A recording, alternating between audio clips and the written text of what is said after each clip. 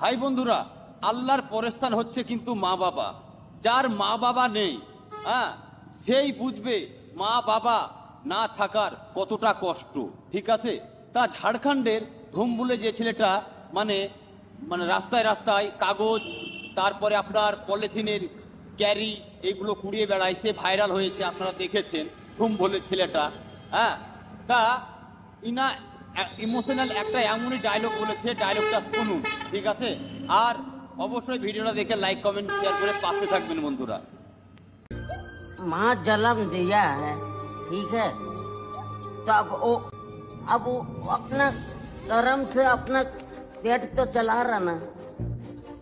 वो नमक रोटी खाए ना सूखा रोटी खाए, मगर अपना रोटी खाए, मगर किसी से भीख मांग के नहीं खाए। ठीक है? गलत बोले?